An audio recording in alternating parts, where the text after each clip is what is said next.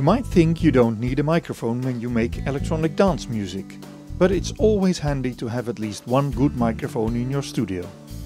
Choosing microphones looks difficult. There are so many mics, but which one should you start with? Well, it's not that difficult. Let's have a closer look. There are two main types of microphones to consider, and these are dynamic and condenser microphones. There are some others, but we will not talk about these in this basic course.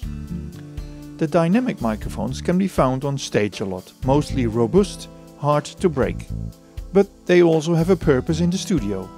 For some types of recording, like when you record a guitar amplifier. But for vocals, the condenser mics are the ones used most in the studio. There are two types of condenser mics, the large diaphragm and the small diaphragm or pencil capsule.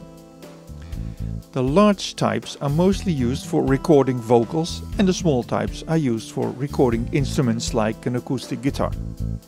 Of course, there are always exceptions, but just stick to these rules at the beginning. You can always experiment with other ways to record later. Be aware that these condenser mics always need to be powered with 48-volt phantom power, which needs to be sent from the audio interface or from a mixer.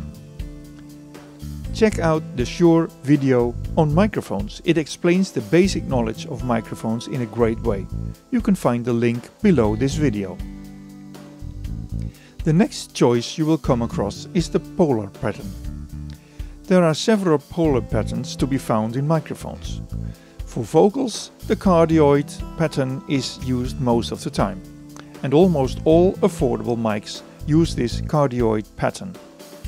You can watch a video on polar patterns made by Shure, which explains about the different polar patterns.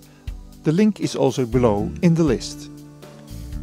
If you check out the prices of these type of condenser microphones, you will find that there are many mics in different brands like Behringer, Samson, AKG and Audio-Technica, all available for your studio for under $100.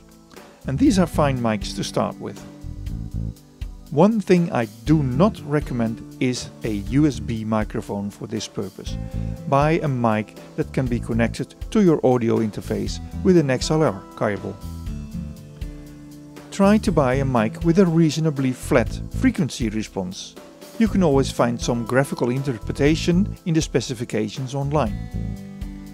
Watch the video on frequency response made by Shure to learn some more about it and then make your choice for your first microphone.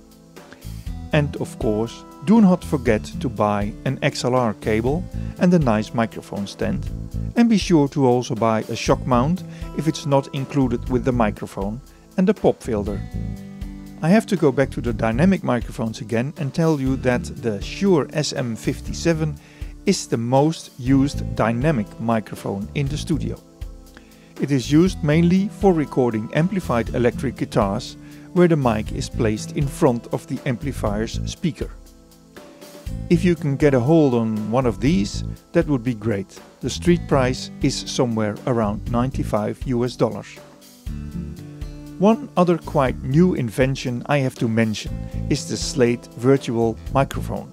It's not really cheap, so I won't ask you to buy it, but I just wanted to show you that Slate has created a really flat response microphone which can emulate 13 other expensive mics through software modeling. And they really do a good job on this. The future is here. Well, enough on microphones. Check out the videos I mentioned on YouTube, and below this video you will also find a list of mics that are suited for your needs. This list will change over time, so keep visiting it.